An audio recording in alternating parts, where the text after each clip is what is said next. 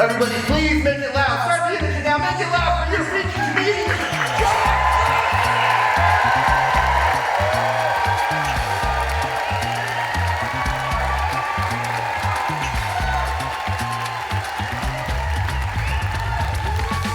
Oh, awesome, guys. Thank you so much for coming out. Man, great night. Thank you for coming out. Man, Journey Community Church has absolutely loved this place. Thank you so much for being here. Also want a special shout out to a couple here tonight celebrating their 50th wedding anniversary this month. My parents are here. Everybody make it loud for my parents.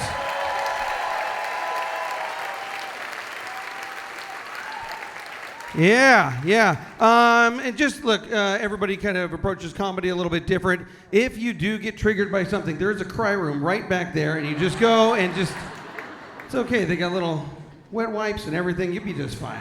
You'll be okay. Promise you.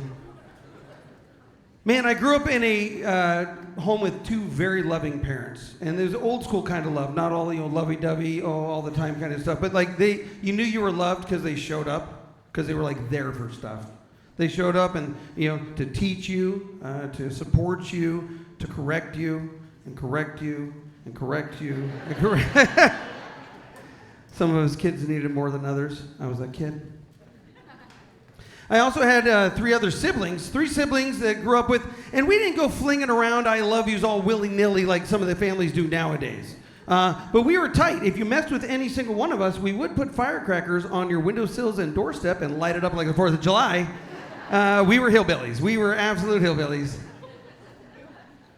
And we didn't fight or argue a lot either. But there was one kind of running argument that still goes through to this day. And it was, who's the favorite child? Right? Every kid wants to be the favorite child. And as a parent, like that the favorite child, like that award shifts moment by moment based on who is annoying you the least. Like that. But as a kid, like you dream that there is, like you could be the favorite child. And I think it's more important that your siblings believe that you're the favorite child. So kind of growing up, that's always been the competition and the fight. And it just, to this day, I believe I'm the favorite child. And I think that they can be wrong if they want. It doesn't really matter to me. I grew up right here in San Diego, and this is my voice. This is it. This is what it sounds like.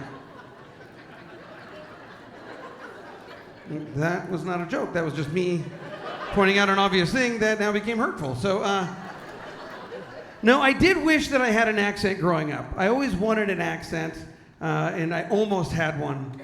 I would have got it from my dad, who's got this amazing Spanish accent, but only when he speaks to somebody else with a Spanish accent. You know these guys, like they walk into a Mexican restaurant talking like this, get to the register and flip the switch and like, oh, hey, how are you? Yeah, no, I'll get 2 carne asada burritos and 2 Diet Cokes. Oh, no, Diet Pepsi's not okay. We'll have water, that's fine. I'm like, what are you doing, Doug? Like, you don't even like salsa. What's happening? And growing up like that, it's a little contagious. The other week I was in Denny's with some buddies, and we're sitting there, and waitress kind of walks up. She goes, y'all know what you want? I go, no, we just sat down. We'll get at you in a minute. I looked over at my buddies. They were horrified. I looked over at her, and she was vibrating with anticipation. She's like, oh my gosh, where are you from? Like, here. So, well, where'd you get your accent? Oh, man, I got it from you. I'm so sorry. I got it from you. Oh, well, bless your heart. I'll give you a few more minutes. I'm like, that doesn't mean bless my heart. I don't know what it means, but I know it's not good. You can get away with a little bit more with accents, I think. Right? Just having an accent. Some accents, they make you sound smarter. Right? They just do. Some of them make you sound a little sexier. Some accents make you sound stupid. Hippity dippity, get back to your trailer in Lakeside. I get it. Oh, some of you, come on, I can say it. I used to live in Lakeside. I just been gone so long, I lost the accent.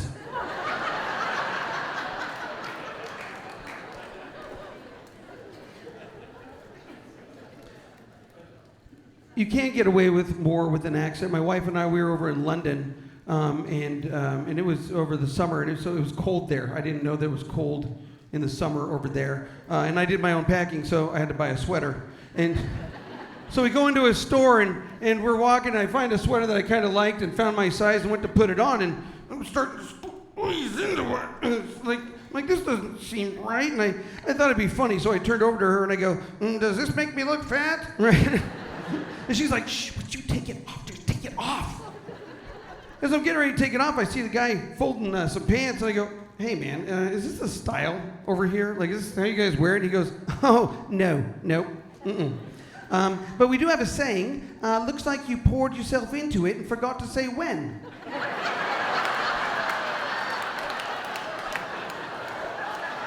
What did you just say to me? That is the meanest and awesomest thing I've ever heard anybody say. Like, man, if we move there, that guy is my best friend. Man, traveling the world is fun. You get to meet people and new cultures and different accents and things. And I love traveling the world. I've actually served mission trips. I was on mission trips for 10 years of my life. I went to Africa, Haiti, El Salvador, all over Mexico. And you learn things about the people you visit, but you also learn something about yourself. Like when I was in Haiti, I was there and I met some of the most loving, hardworking, and fun people I've ever met in my life. And what I realized there was I didn't know how to fight a chicken. I was there, I was leading a team, and I'm sitting having a cup of coffee, and this little chicken kind of comes across in front of me, and I was like, oh man, get out of here, you little chicken. And all of a sudden, chicken looks over to me and kind of like fluffs his feathers and is like, whoa. Okay, listen, I haven't even had my first cup of coffee yet, number one. And so tell you what, why don't I finish this coffee, you go find some worms or whatever you eat, and then we'll regroup and come back. Which apparently in Haitian Creole translated perfectly to, would you like to fight to the death starting right now? Is that chicken, like its wing started doing this, and it's like foot come, and then all of a sudden it went like this? I'm like, oh my gosh, I dated a Latina before. That means I'm in deep trouble.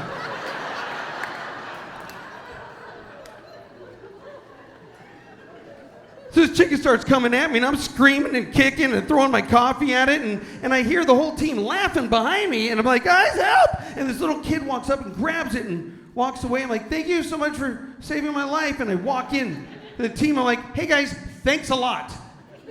The guy in there goes, dude, it's just a chicken. I'm like, sorry, I didn't grow up on a farm, Jethro. I grew up in San Diego. They didn't teach you how to fight chickens in San Diego. Oh, but in 6th grade in San Diego, they spent a whole week on what to do if you encounter a bear. A bear. They were so concerned on what would happen if we encountered bears, they made a song about it. Black bear, try to scare. If he's brown, just lie down. That's in there forever. I've seen 0 bears. And the only thing I ever learned about chicken was that it was finger licking good. That was it. Thanks to the Colonel.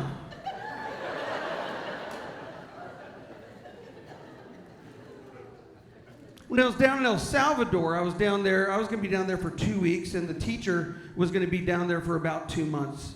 And we had this English class that we would do down there, and my job was logistics, show her where she's staying, show her where she's going, and her job was to teach them English. So we were sitting there in this class, and she's talking, teaching them. I'm playing Angry Birds or something on my phone. And all of a sudden she goes, Josh, can you take over for a second? I'll be right back. I was like, I don't know Spanish. But I grew up in San Diego. I know some numbers, so I just got on my translator app real quick, and I just went on the board and went, okay, kids. ¿Cuántos años tienes? I turn around, little kid in the front's doing this. It's like, he's like 12 years old. That is interesting. All of a sudden, the translator walks in. He goes, Josh said, ¿Cuántos años tienes? Is how old are you? ¿Cuántos años tienes? Is how many anuses do you have? I was like, no! I didn't want to ask him that question. But he was right, and I did want to encourage participation, so I gave him a little piece of candy. My little kid in the back doing this. I'm like, you are being a pain in the auto.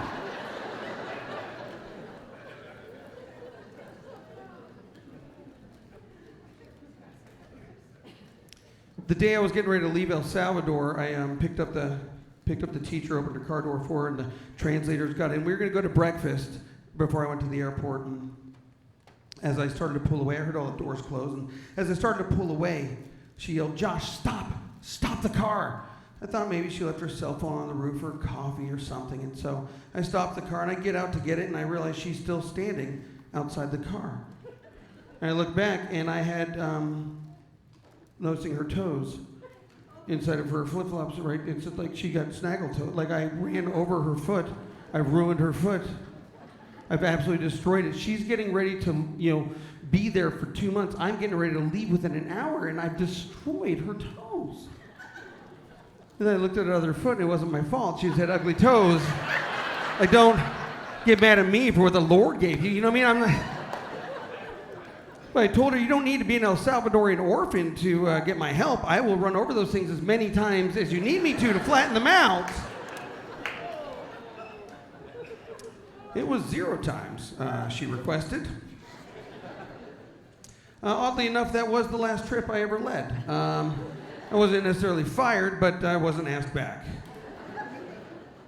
Came back to San Diego and was hanging out with a girl that I'd been dating for a couple years, and I think in relationships, it's important to know when they're over, right? I think sometimes we just kind of let these things go on a little while, but it's important to just know. And I will never forget this moment as long as I live.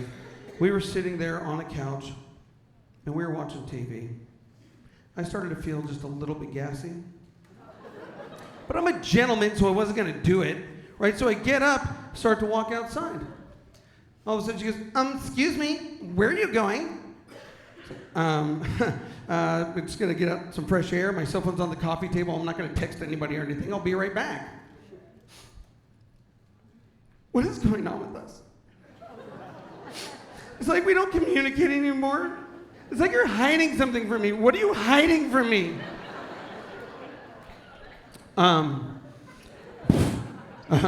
Okay. I don't have a lot of time, but I'll see what I can do.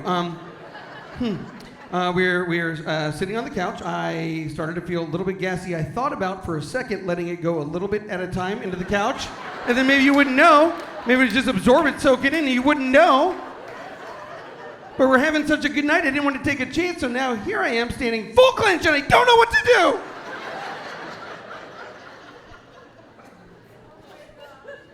I love you so much. Come here. Come here. Sit down next to me. I love you. And if you need to do that, I want you to do that.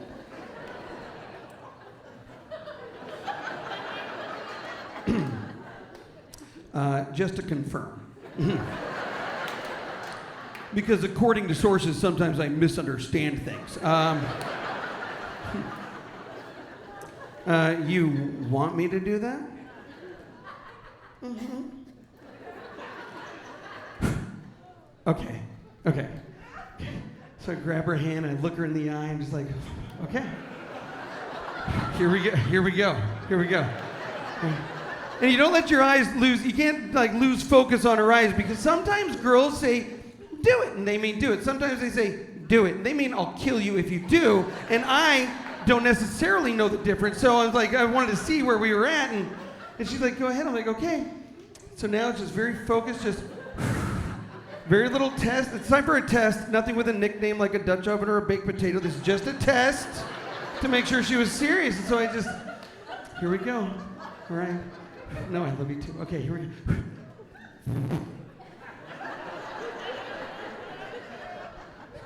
Isn't that better? Like, oh my God, it is so much better. This is great, right? Wow. I had heard about relationships getting to the next level like I hadn't before, but like this, I'm like, whoa, this girl's getting a ring. You know what I mean? Like, wow, okay, here we go. And so we're watching TV. We were watching Grey's Anatomy, which apparently was our show. I did not get a vote. And we're sitting there and just, man, then I heard this gigantic stomach rumble. I was like, oh man, she does not know what she started. I was like, whoa, this is gonna be a good one. Like, permission to lift off. I was gonna launch. I was so fired up, man. And then I realized it wasn't me, and I look over and she's like,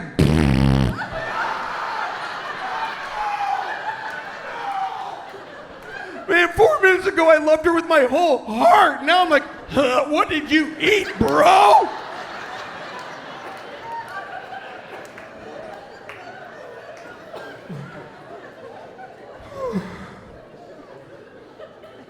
And unlike her flatulent, our relationship did not linger on after that.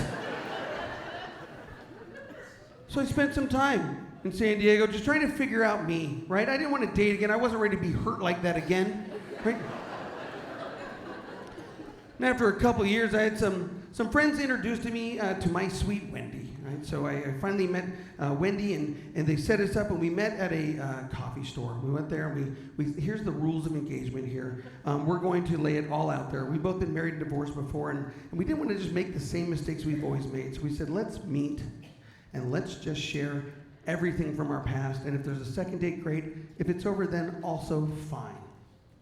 So we sit down, and I go, man, ladies first. And not just because I was a gentleman, but because anything I was going to share absolutely depended on what she was going to share. Right? So and so she looks at me and she just goes, I have to tell you, well, that I'm gluten-free.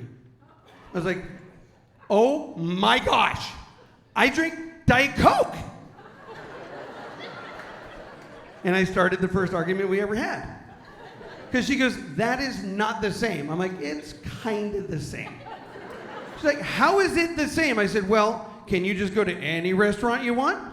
She goes, well, no. I go, yeah, neither can I, right? Because no, Diet Pepsi's not the same as Diet Coke.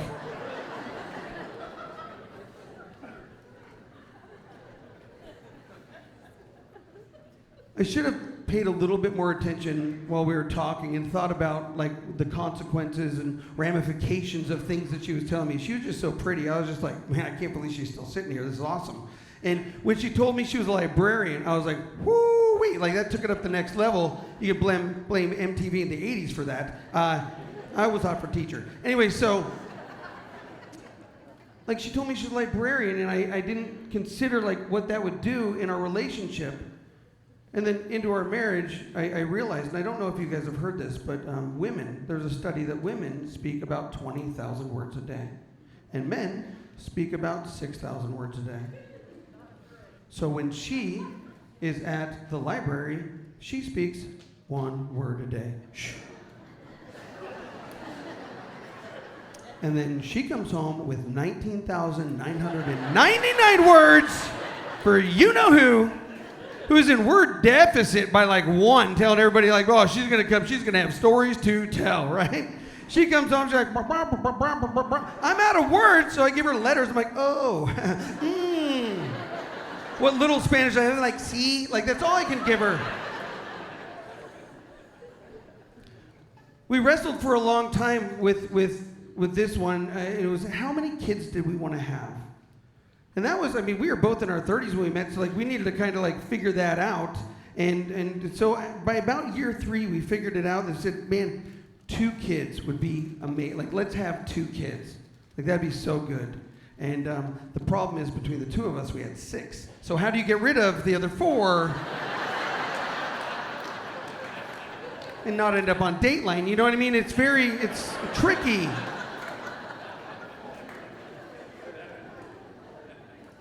You just got to let them age out. That's all. It's got to wait. It's a waiting game. Now let's just see. If you're married, put your hands together. If you're married. Okay. And if you're not married, let me hear you if you're not married.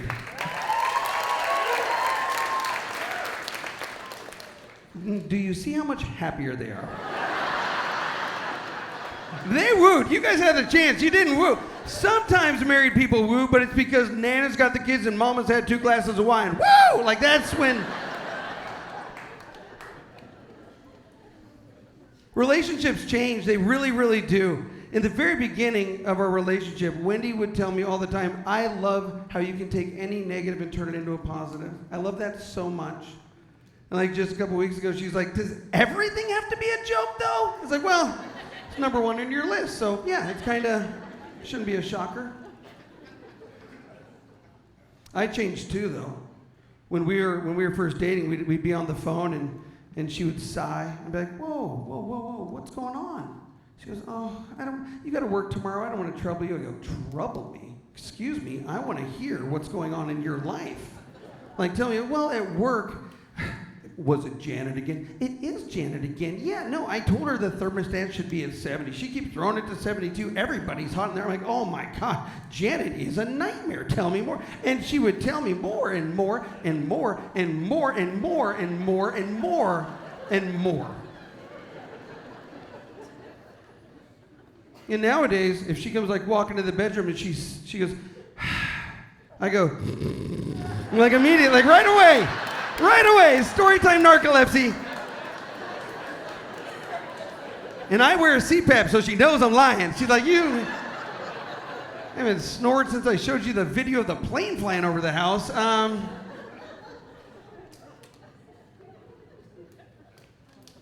As a family, as you grow, as you change, right? They grow up together, and now I've got 2 grandkids. I got James and Coda. It's too late. You guys clearly hate grandkids. That's fine. I happen to love mine. James, he came out to visit for a summer, and it was so cool. James was with us for the summer, and that 2-year-old energy was something I had forgotten existed in this world. And also, he had no boundaries. We were getting ready to use the pool, and I said, hey, James, stand right here. Grandpa's going to use the bathroom, and then we're going to go to the pool. You understand? He goes, yep. I go, great. So I go into the bathroom, getting ready to go pee, and all of a sudden, I hear the door fly open behind me. And I was getting ready to let him know exactly how inappropriate that was. And you don't go opening doors. You kind of just, man, leave some person of privacy. And I turn around, getting ready to launch on him, and he goes, great job, Grandpa. You're going pee-pee like a big boy.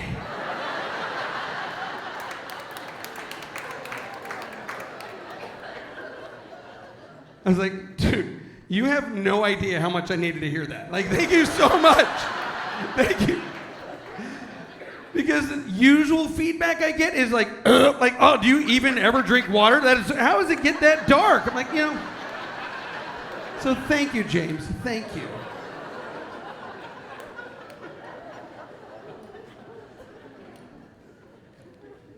We met Coda for the first time. He was about 4 months old, and he's the cutest little baby. Man, and I love babies. But I hate when babies try to open mouth kiss you. What are you doing, baby? Like, calm down. And the parents are always super into it, like, oh my gosh, look how much he likes you. Look how much he's drooling. I'm like, here. I'm like, here? What? No. Have you ever tried to hold a trout, like, right out of a river? It's like, what are you doing? Throw that baby back. He's too small. As Wendy and I, once we got married, we started to talk about where we wanted to live. And I threw out the idea of maybe a nice little house down in the city. Something near the beach, something in the middle of town. That'd be great. She said how much she'd always dreamed about having some acreage and some farm animals. And we're like, okay. So we live in Ramona with some acreage and some farm animals. Yeah. And it's interesting when you kind of get up there, there's a little bit of a culture shock for me. And as I got up there, I wanted to really tour the town, and I wanted to get to know the people and the livestock and the animals. I just wanted to be part of it. And so we went to lunch, and we're sitting on this outdoor patio, and I'm having some burgers and some French fries, and I see this little bird come hopping out of the bushes with one leg and a broken wing. I was like, Wendy, oh my gosh, look at this thing. Like, is it safe? She goes, Josh, yes, the bird's just coming out because he wants a French fry or something. I look over the bird, and the bird looked at me as if to say, pardon me, sir, might I have a French fry? I was like, absolutely, little bird, here you go. And I look at Wendy, I'm like, look at us, man. we're doing it. We're feeding them. This is awesome. And then the little bird, he gobbled that up and he looked at me again and as if to say, excuse me, sir. I think it was an English sparrow. He said, excuse me, sir. Where one French fry is good, would not two be better? I was like, yeah, two would probably be better. Yeah, I get that. And I looked and I gave him the biggest French fry I got. And I put it down and the little bird put it in his mouth and then all of a sudden, like, that little broken wing, like, stretched out and was fine. And that leg that I didn't think was there, like, drops to the ground. And he flies up to the table to eat that French fry at eye level with me. I was so mad at that stupid bird. I'm like, did I just get catfished by a bird? Are you kidding me? Where'd you move us, Wendy? Liarsville, USA? This is stupid. So I get up and she's like, where are you going? I'm like, I'm going to get my French fry back. And she goes, should I remind you, just the other day, you got home, jumped out of your truck, and then were running to the front door. As soon as you got to the front door, I go, oh my gosh, I'm so happy you're here. I've got chores for you to do. And instantly, you just started limping and limping. Don't be such a hypocrite, she told me. So game recognized game. I gave it the French fry, another French fry to the bird, and moved on. When we got to the Ramona, I wanted to like start this animal journey. And so you start with chickens, right? You go to Tractor Supply, you get a couple chickens, and chicken math is real, guys. It goes from 1 chicken to 2 to 12 chicken. Now you got 12 chickens. You're like, well, how did I end up with 12 chickens? I don't know, but we're still eating eggs. Anyway, so... And so, like, out of all the chickens we had, there was this one chicken. Her name was Angel. And she was just the coolest chicken. She was like a little chicken dog. Like, she would just always come and, like, would sit next to me and would hang out with me. And, like, yeah, she knew I had sunflower seeds, but that's not the point. She loved me the most.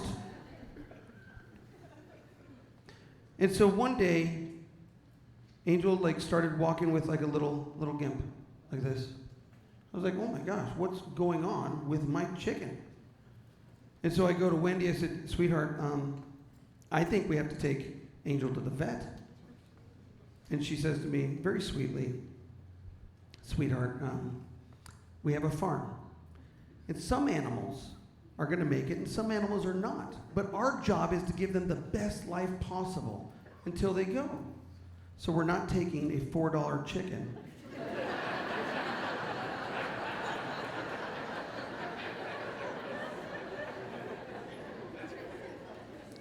To the vet. Do you understand me? Yeah, I get it. I totally understand you. So on Monday, I took Angel to the vet. And we get in there. The consultation was $75. $75 just to see the bird. And I'm like, oh man, what is going on? And we get in there. And the doctor goes, all right, we're going to give her a beak to feet assessment. I'm like, oh, he's got jokes? Worth the price of admission. I'm in now, all in. And he looks at her and he goes, hey, you know what? She seems fine. But she could have possibly eaten some metal. And that could be causing some problems with her. So we should get an x-ray for her. Like, yeah, I get that. Real quick, how much is an x-ray? $75. So we get the x-ray. And he comes back and he goes, good news, bad news. Good news is, there's no metal inside your chicken's tummy. The bad news is, we're just gonna have to keep her comfortable as long as she's around. So I'm gonna write you a prescription monthly to help her be pain-free. I go, how much is that? $75.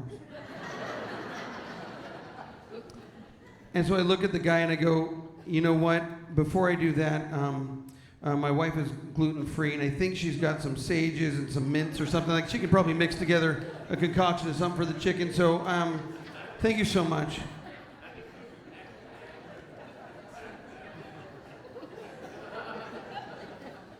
So I bring the chicken home. And I know that this is the moment that I need to be a farmer. And this is not something that you look forward to doing. It's not something you want to do. But when an animal's in pain, it's our job to take care of it. They call it to dispatch it. So I went online and I Googled how to dispatch a chicken. And I cried hard for about an hour because someone's nana's over there just going, "Yah!" Right? And I'm like, oh, what are you doing? You sweet old lady. So finally, I read all the blogs that and if you're a city boy, just get yourself a gun. I said, awesome. So I got a BB gun. And it was a high-power BB gun with 20 rounds in it. So I dug a hole 3 foot by 3 foot by 3 foot. And I put her favorite foods down there. Yeah, berries, like a last meal of sorts. It's very nice. I set her down there. It's like, all the other chickens are over there like, "Brr." I'm like, mind your business. So there I was. It's like, okay, I love you. And I just, and all of a sudden, very peacefully, she lays down. I'm like, I'm a farmer, dude. I did it. I'm a farmer. Look at that. And I was prepared for that. What I wasn't prepared for was 1/100th of a second after that when her head flops back over, her wings start going around. I'm like, oh my God. I thought I hurt the chicken real bad. I didn't think I killed it. So I'm like, I'm so sorry. I'm sorry.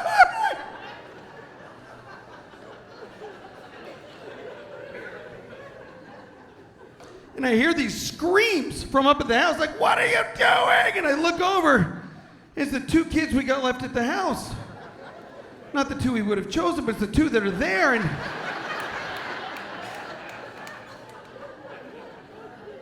like, what are you doing? I'm like, you know I don't know how to fight chickens.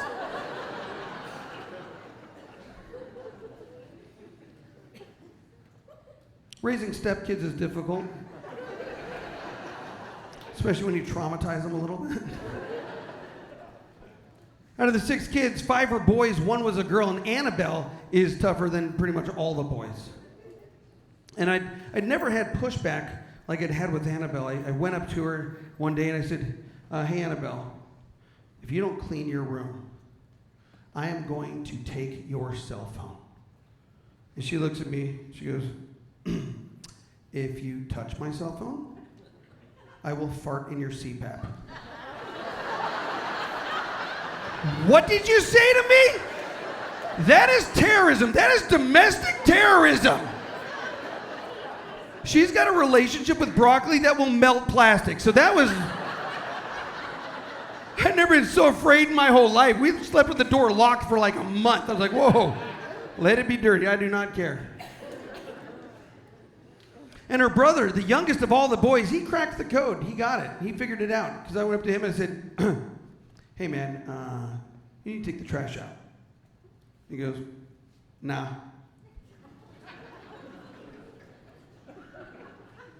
I'm sorry. What he said was, you need to take the trash out. And he goes, no. He goes, what are you going to do? He goes, you're going to take everything I have, make me sleep on the floor? Do it. Do whatever you want, but I'm not taking the trash out. I was like, oh, okay. Well, I'm going to talk to your mom right now, and we will let you know what's going to happen. And so I start walking over to Wendy, and she just goes, shh. And I go, well, someone's in work mode. That's fine. And so, like, everything I wanted to do to him to make him take the trash out would end me up on Dateline. So I started thinking about it, and we live in an age where you can't hardly yell at a kid real bad. You certainly can't toss him across the room. You can't unload the trash all over his bed and go, no, who's the trash? Right? You can't do any of that. I can't do any of that as a parent. But his sister can. So I go to Annabelle, I said, listen, you do not ever have to clean your room again if you can make him take the trash out. She goes, for real? I go, oh, for real. Huh. So she walked into his room, and one broccoli fart later, and boy, trash is out. Never had to see it in there again. It's amazing. Right? And you can't get mad at Chaz, right? You can't get mad at the kid for just doing what kids do. Teenagers, right? it's their job to push the boundaries, and it's our job to have our daughters hold them tight, right? That's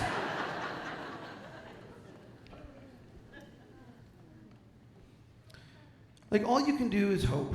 You hope your kid's gonna turn out well. That's all you can do. You're gonna get mad and you're gonna scream and yell and fight. No, all you can do is hope that they're gonna turn out good. Like that's what my parents had to do when I got arrested in high school for an entrepreneurial misunderstanding. Like that's... all they could do was hope that I was gonna turn out okay. And hope has been a theme that has kind of run through my life. It's something I've turned to with like heart-crushing divorces and soul-crushing tragedies in life. I look for hope. Sitting with people all around the world and listening to their stories of tragedy and then talking about hope. And hope in my life was never more needed than a few months ago when all of us kids got a group text from my mom, because that's how we communicate now. And it said, just want to let you know, your father went to the hospital today, but he's back. We're like, oh, okay. Would have liked to know that sooner, but all right, that's fine. And so we kind of, whatever. And then the next day, we get another text. Just want to let you know, ambulance came, picked up your father, and took him to the ER. And then right after that, another text that said, probably not a good time to come down. I'll follow up later. So I erased that text. And I drove right down there like a favorite kid would. And when I go in there and I'm talking to them and I'm just trying to, just be there for them. Like they were there for me growing up. And I'm sitting there and just kind of asking him what happened. He goes, well, the guy put me in the gurney. He goes, all right, dude, here we go. Who calls someone dude? Anyway, so then he like hit every single corner on the way out. I'm like, oh, he's going to be fine. And then as we're talking, like I just felt his energy kind of waning a little bit. And so I just said, hey, Dad, I just want to let you know. I just wanted to come down and make sure you're okay and to tell you that I love you. And he looks up at me and he puts his arm on mine. And for the first time in my adult life, he says, I love you too, Josh. I was like, wow. Like I didn't even know I wanted to hear that. Because I knew my whole life that I was loved, because he was always there. I didn't know that I wanted to hear that. But in that exact moment, it was what I needed to hear. And I hope that it's enough to prove to my siblings that I'm actually the favorite child. Guys, my name is Josh Lawson. Thank you so much. Thank you.